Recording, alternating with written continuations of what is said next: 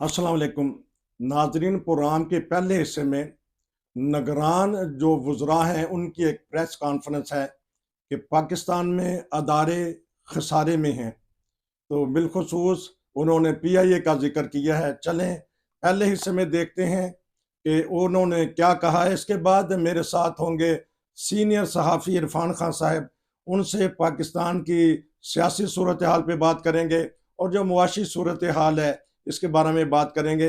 चलिए देखते हैं हमारे निगरान वज़रा ने क्या प्रेस कॉन्फ्रेंस की है और क्या उन्होंने PIA के बारे में इंकशाफात किए हैं। जी मैंने कल सबको बताया जी, PIA के जो लॉसेस इस वक्त एक्यूमुलेटेड हैं वो 713 अरब रुपए है। 265 अरब रुपए के लोन वो हैं जो गवर्नमेंट गारंटीड हैं।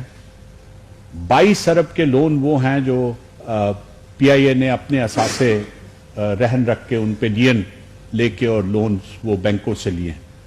लेकिन इसके अलावा 150 अरब रुपए वो हैं जो हुकूमत ने मुख्तलिफ अदवार में इनको कैश डेवलपमेंट लोन्स की तरफ से हुकूमत पाकिस्तान ने दिए। सो ये फिगर्स जो हैं ये इतने, और इस वक्त जो PIA खुद मानती है वो ये मानती है कि जी हमारा जो खसारा है माहाना वो 12.77 अरब रुपए है, तो तकरीबन 13 अरब रुपए, जिसका मतलब यह है कि अगर आप 6 महीने इसको चलाते हैं तो आपको 78 अरब रुपया खर्च करना है, अगर आप 12 महीने चलाते हैं तो आपको 156 अरब रुपया खर्च करना है। और खाली इस बात को छोड़ दें, ये आप टोटल जहाज 34 हैं जिनमें से 15 जहाज इस वक्त ग्राउंडेड हैं। 19 जहाज जो हैं वो सिर्फ इस वक्त फजा में हैं, जिनमें से कुछ जहाज पीरियोडिकली उनकी एज ज्यादा है, 17 साल एवरेज एज है फ्लीट की, तो उनकी एज ज्यादा है और वो भी कभी उड़ते और कभी ग्राउंड होते रहते हैं। तो ये जरा सोच लें कि तकरीबन 50 करोड़ रुपया रोजाना की बुनियाद पे आप नुकसान कर रहे हैं सिर्फ मादूद चंद जहाजों को उड़ाने के लिए, जो उन, और आज सुबह जब आदमी तैयार हो रहा होता है तो वो टेलीविजन हमारी आप लोगों ने अब इतना कॉन्शियस कर दिया है कि वो स्क्रीन सामने ही रहती है कि कुछ देख ले क्या आज बात हो रही है। तो आज की सुबह की भी जो हेडलाइंस थी उसमें यह था कि जी फलां 3 PIA की परवाजें जो हैं वो कैंसिल हो गई। तो आप ये सोचें कि लोग जाएं एयरपोर्ट पे बैठे हों, 2 घंटे इंतजार करते रहें और उसके बाद उन्हें बताया जाएगी कि जहाज कैंसिल हो गया, वो जा ना सकें, किसी का कोई कारोबार हो, किसी की कोई शादी गमी में पहुंचना हो।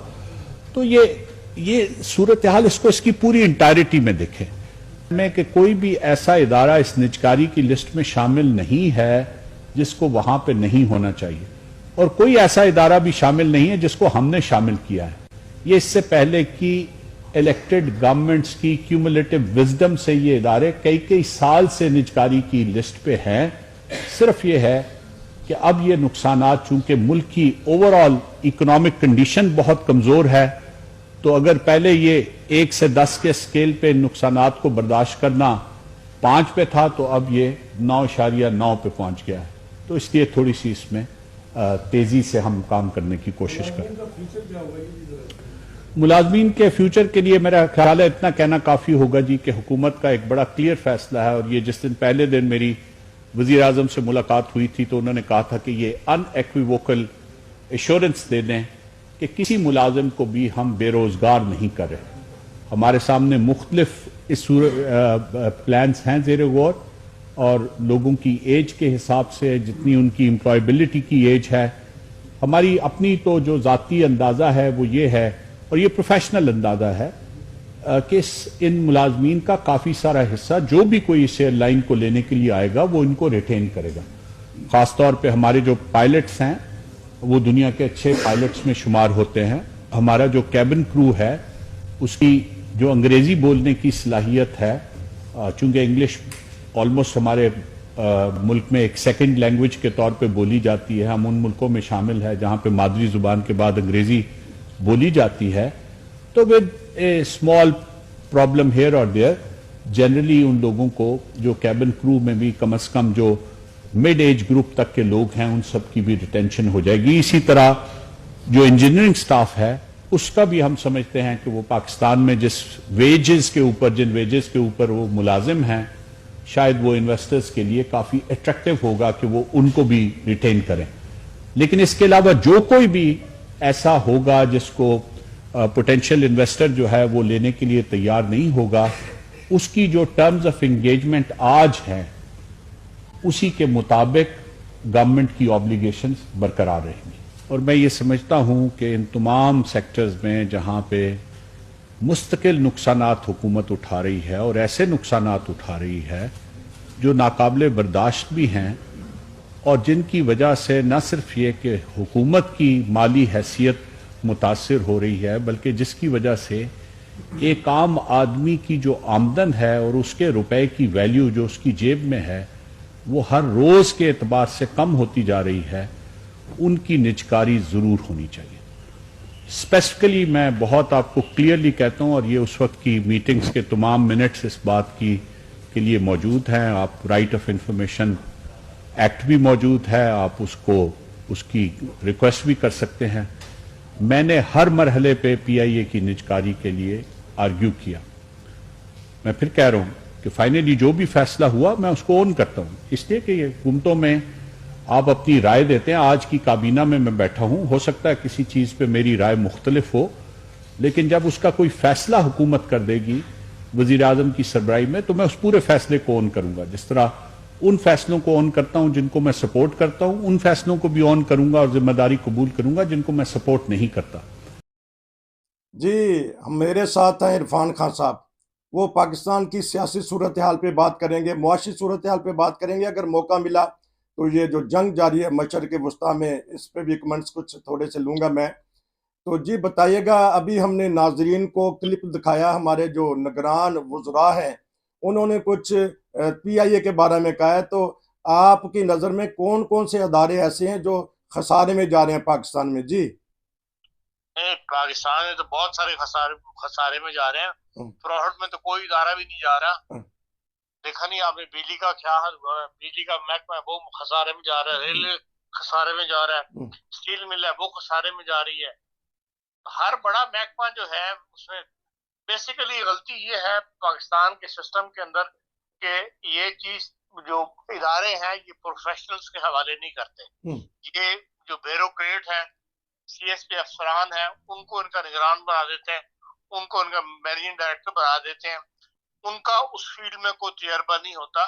वो एडमिनिस्ट्रेशन तो मे भी चला लें अपने इल्म की बुनियाद पर, लेकिन जो प्रॉफिट लेवल इदारे हैं जिनसे गवर्नमेंट को प्रॉफिट आना चाहिए, उनको सिर्फ प्रोफेशनल लोग ही चला सकते हैं जो बिजनेस की जानते हैं कि बिजनेस को कैसे चलाना है, कैसे प्रॉफिट लेकर आना है। तो उस वजह से ये पाकिस्तान को, किसी भी हुकूमत को ये बात कभी समझ नहीं आई कि भाई नॉन प्रोफेशनल लोगों के हवाले क्यों जो है इदारे किए जाते हैं। आप जर्मनी को देख लें, जर्मनी साफ कहता है कि भाई हमारा काम सिर्फ टैक्स लेना है, इदारे चलाना, प्रॉफिट में लेके आना इदारों को, ये प्रोफेशनल काम है। उनके मामलात में कभी हुकूमत दखल नहीं देती। वो कहते जिस तरह मर्जी चलाओ, तुम्हारे ही इदारे हैं, चलाओ, हमें सिर्फ ये टैक्स चाहिए, हमारा इंटरेस्ट टैक्स के साथ है। हमारा उल्टा हिसाब है, हमारा टैक्स क्या, हम तो पल्ले से अरबों रुपए, जो 50 करोड़ रुपया पीआईए इसी प्रेस कॉन्फ्रेंस में बता रहे हैं कि 50 करोड़ रुपया रोज का पीआईए का खर्चा है वो देना पड़ रहा है, तब वो एयरलाइन चल सकती है। और हुकूमत के पास होंगे खजाना खाली है, पैसे नहीं है, इसलिए वो ऑपरेशन बंद करना चाहते हैं। लेकिन ऑपरेशन बंद जो है वो नहीं होने देगी यूनियंस।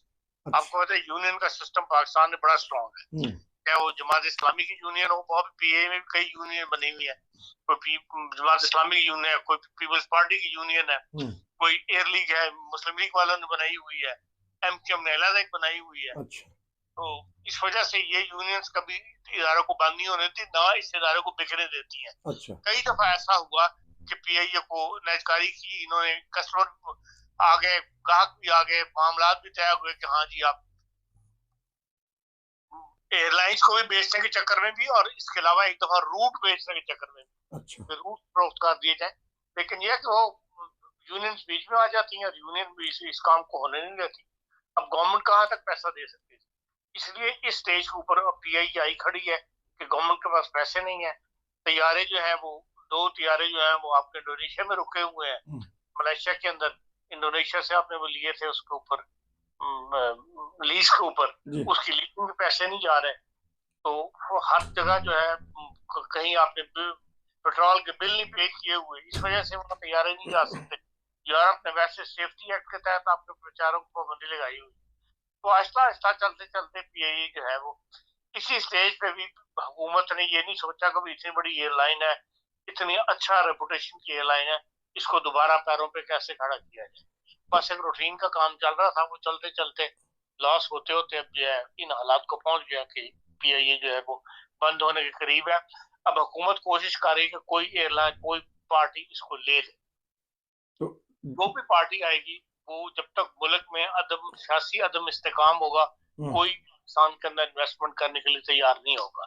इसलिए कि यही नहीं पता कि गवर्नमेंट किसकी बननी है, कौन सी गवर्नमेंट आनी है, कितने दिन उस गवर्नमेंट ने रहना है। तो जाहिर की पॉलिसीज तो गवर्नमेंट की चलती हैं, तो गवर्नमेंट बनाती है, जो भी सरमायाकारी करेगा उसे गवर्नमेंट की पॉलिसी के साथ चलना पड़ेगा। तो इसलिए इस जो कैफियत मुल्क की हुई है मजबूरी, उसके अंदर कोई नया कस्टमर ढूंढना या किसी का आना जो है मुश्किल है। मुल्क के अंदर से कोई बड़ी सरमायादार पार्टी अगर इसको ले ले, जिस तरह एयर ब्लू को अगलों ने चला के दिखा दिया अफगान अब्बासी साहब ने, इसी तरह मुल्क के अंदर से वो पार्टी खड़ी हो जाए और वो प्रोफेशनल्स के हवाले कर दे तो वो चल जाएगी। देखिए पोटेंशियल है, आबादी इतनी ज्यादा है मुल्क की, 22 करोड़ आबादी है, फिर किस कदर ट्रैफिक है मशरक़ वसत के अंदर, दुबई, शारजा, सऊदी अरब, जितने भी अरब मुल्क हैं, हर जगह हमारी लेबर काम कर रही है, आती जाती है पाकिस्तान। इसलिए ये नहीं है कि पैसेंजर्स नहीं है, सिर्फ मैनेजमेंट की कमी है।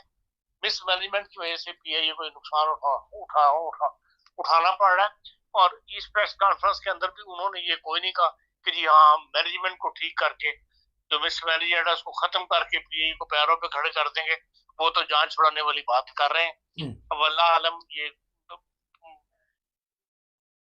बिल्कुल ही जान छुड़ाना चाहते हैं या कोई कस्टमर किसी के हवाले करना चाहते हैं, जिसके बारे में अभी नाम नहीं ले रहे, लेकिन हो सकता है फैसला हो गया उसके हवाले पीआईए करनी हो। इसलिए ये ग्राउंड वर्क किया जा रहा है और लोगों को ज़हनी तौर पर तैयार किया जा रहा है कि भाई ये बला बन गया था पीआईए, जिसको हम अपने गले से उतारना चाहते हैं। बहरहाल ये चंद दिनों के अंदर स्टोरी सामने आ जाएगी। अच्छा, इसी प्रेस कॉन्फ्रेंस में इन वज़रा ने कहा है कि जिस तरह भी आपने कहा कि माहिरीन के हाथ में जो ये अदारे नहीं है, लेकिन उन्होंने अमले की तो तारीफ ही बड़ी कर दी है, उनकी जुबान की भी, उनकी इंजीनियरों की, जो अमला कैबिन में बैठते, उन्होंने प्रॉफिट तो नहीं लेके आना, उन्होंने काम कर रहे हैं। इंजीनियर ने काम करना है, जो एयर की जिसकी केबिन क्रू की उन्होंने तारीफ की है, उन्होंने बेचारों तो अपना काम करना है। अच्छा, असल तो रूट्स, ऐसे रूटों को ऊपर चलाना, अखराजात को कम करना, ये मेन मैनेजमेंट का काम है। इसी में उन्होंने कहा है कि जो प्रोफेशनल जो बैठे हुए हैं, जो बोर्ड ऑफ डायरेक्टर्स वगैरह होते हैं, वो सारे बिजनेस कम्युनिटी से ले लेते हैं ये, उनके अपने बिजनेस उसी तरह अच्छी तरह रन कर रहे होते हैं। यहाँ आके जिसने अपनी मिलें चलानी है, अपने कारखाने चलाने हैं, उसके पास काम वक्त है को आगे पीआईए के अंदर वो बोर्ड ऑफ डायरेक्टर का इजलास अटेंड कर लेते हैं, जो उनको ब्रीफिंग दे दी जाती है उसके ऊपर हाँ करके साइन करके चले जाते हैं। जो प्रोफेशनल है उन्हीं के हवाले पूरा बोर्ड ऑफ डायरेक्टर्स किया जाए, तब तो है जो पीआईए को दोबारा पैरों पे खड़ी हो सकती है, कोई मुश्किल काम नहीं है। हर अदारे में प्रोफेशनल लोग चाहिए जो इस अदारे को चला सकें। अभी इरफान खान साहब बता रहे थे रेलवे का भी, वापडा का भी, इसी तरह दीगर अदारे हैं जो ज़ुबून हाली बयान कर रहे हैं पाकिस्तान की जो मुआशी सूरत हाल। लेकिन इरफान खान साहब ने कहा है कि जब तक कि सियासी इस्तेहकाम पैदा नहीं होगा उस वक्त तक हमारे अदारे नहीं चल सकेंगे। तो अभी सियासी इस्तेहकाम पैदा करने के लिए नवाज शरीफ साहब लंदन से तशरीफ ले गए हैं सऊदी अरब। क्या देखते हैं आने वाला हफ्ता किस तरह पाकिस्तान में गुजरेगा? जी देखें, उनका पाकिस्तान वापस जाना जो है लंदन से डायरेक्ट वो नहीं गए जी, पाया सऊदी अरब जा रहे हैं। इसके ऊपर कई सवाल खड़े हो रहे हैं। और अगर तो वो किसी मुआहदे के तहत जा रहे हैं, कोई बीच में जामन बन रहा है, तो फिर तो कोई उनको होप रखनी चाहिए। अगर जो उनका जिस तरह इस्तकबाल होगा ना सऊदी अरब के अंदर, वो उससे कुछ ना कुछ कहानी खुलेगी। अच्छा, आया, जब वो मक्का जा रहे हैं, मदीना जा रहे हैं, किन किन लोगों से मिल रहे हैं, किस का प्रोटोकॉल उनको दिया जा रहा है। तो फिर तो बात समझ में आती है कि हाँ, कोई ना कोई सऊदी गारंटी उनकी इस हवाले से काम कर रही है, कोई ना कोई लोग सऊदी अरब के बीच में पड़े हुए हैं जो इन मामला को हल करवा रहे हैं। और अगर उन्हें कोई प्रोटोकॉल नहीं दिया जाता और आम शहरी की तरह वहां जिंदगी अपने चंद दिन गुजार के पाकिस्तान जाते हैं, तो फिर एक सवाल खड़ा होता है कि फिर वो वाया सऊदी अरब फिर क्यों गए हैं। तो अब बहरहाल ये चंद दिनों की बात है, बात सामने आ जाएगी। बज़ाहिर यही नजर आता है कोई ना कोई यकीन दहानियां जो है वो किसी न किसी की बिलबोते पर जो हासिल की गई हैं, और तभी उन्होंने ये वहां का सफर जो है इख्तियार किया है। अब जो कुछ उनके खिलाफ मुकदमात है, उनके अंदर अपील का हक खुल गया है। अब वो अपील में चले जाएंगे और मुकदमे जो है लटकते रहेंगे, और वो सियासी जो मैदान सजेगा उसमें वो पूरी तरह अपने आप को शामिल कर सकेंगे, जलसों से खिताब भी कर सकेंगे, और वो जो उनकी ताहयात पाबंदी थी वो शायद खत्म हो जाए, और वो अपील के अंदर जाके तो 5 साल के बाद जो है दोबारा इंतखाबात में हिस्सा लेने का अमल बज़ाहिर ये नजर आता है कि वो शामिल हो सकेंगे इंतखाबात के अंदर, बतौर कैंडिडेट भी खड़े हो सकेंगे। तो अदालतों से रिलीफ मिलने का उनको चांस है अब तो, क्योंकि सुप्रीम कोर्ट फारिग हो गई है, आगे लाइव कवरेज दिखा दिखा के। अब क्या देख रहे हैं कि किन मराहल से इनका केस गुजरेगा और फिर ये सबका साथ ले सके। ऐप के केस है, और एक वो केस है जिसके अंदर इनको खुद नोटिस को ऊपर लेके तो इन्होंने फारिग किया था एज ए वज़ीर आज़म का, उसके खिलाफ तो उनकी अपील हो सकती है। अब जाहिर है ये अपील में जाएंगे, और अपील में उम्मीद यही है कि ये ताहयात पाबंदी वाला जो कि एक ज्यादती है, हर कोई इसकी कोई भी इसकी फेवर में नहीं है, सब इसको ज्यादती तस्वर करते हैं कि ठीक है आपने अगर एक ऐसा बगैर बेटे की तरफ कंपनी में काम किया है, बगैर तनख्वाह लिए हुए, उसके ऊपर इतनी बड़ी सजा कि आप सारी उम्र जो है सियासत में हिस्सा नहीं ले सकते, ये बज़ाहिर एक ज्यादती नजर आती है। और यही मामला दूसरों के साथ है, इसलिए अपील में जाने के बाद उम्मीद है कि ये मामला खत्म हो जाएगा और इनको इंतखाबात में हिस्सा लेने का जो है वो हक अदालत दे देगी। अब चलते थोड़ा सा निगरानों की तरफ, क्योंकि इस प्रोग्राम के इस हिस्से में हम आपसे इजाजत लेंगे, लेकिन जाती दफा ये बता दीजिएगा, हमारे वजीर आज़म बड़े बड़े इंटरव्यू दे रहे हैं हर रोज किसी न किसी टीवी पे आके, उनका काम क्या है और वो इंटरव्यू पे चल पड़े।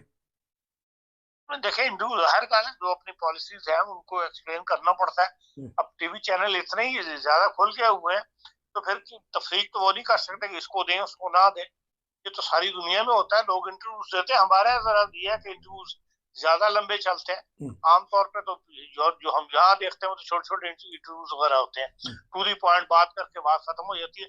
लेकिन हमारे यहाँ हर सवाल का सियासी जवाब देना जो है ना, वो एक कल्चर का हिस्सा बन गया हुआ, वो जरूरी हो गया, उसके बगैर लोग मुतमईन नहीं होते, इसलिए आपको ये लंबे इंटरव्यू लगते हैं। काम की बात तो इनमें बेसिकली देखा जाए तो कोई ऐसी नहीं है, असल चीज तो मुल्क की मईशत को दुरुस्त करना और मुल्क की अमन और अमान की सूरत हाल जो है उसको बहाल करना है। जो कुछ खतरात सर उठा रहे हैं तालिबान की तरफ से या तहरीक तालिबान की तरफ से, अनरेस्ट की जो कैफियत पैदा हो रही है उसके ऊपर काबू पाना है। 2-3 बड़े मसले हैं जिनके ऊपर उनको इज़हार राय करना चाहिए, बाकी तो ये सियासी बयानबाजी है जिसका फायदा कोई नहीं, सिवाय इसके कि हर टीवी चैनल ये कहते हैं हाँ जी देखो जी हमारे पास वज़ीर आज़म साहब ने आके इंटरव्यू दे दिया, इससे ज्यादा इसकी कोई हैसियत नहीं। काउंट डाउन शुरू हो गया, डेट करीब आ गई है 1 नवंबर। अफगानियों के साथ क्या हो सकता है, क्या देख रहे हैं? एक तो मुआशी तौर पे कहते हैं इस्तेहकाम पैदा होगा, और एक जो पढ़ रहे वो उनको दाखिली तौर पे जो खतरात है मुल्क में, उससे कुछ इस्तेहकाम पैदा होगा अफगानियों के जाने से।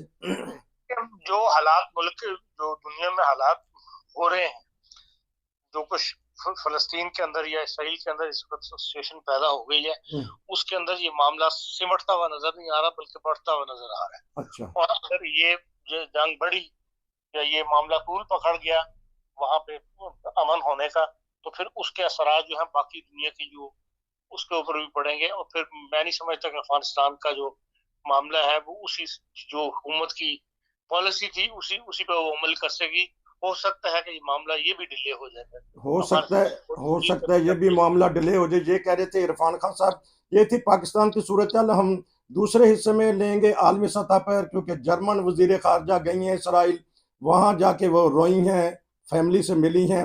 इरफान खान साहब से तबसरे का पता करेंगे कि अब इसराइल ने जो अल्टीमेटम दिया था उसके क्या बनेगा। नाज़रीन जुड़े रहिए हमारे साथ, हम दूसरे हिस्से में इस आलमी सूरत हाल पे बात करेंगे। आपका बहुत शुक्रिया।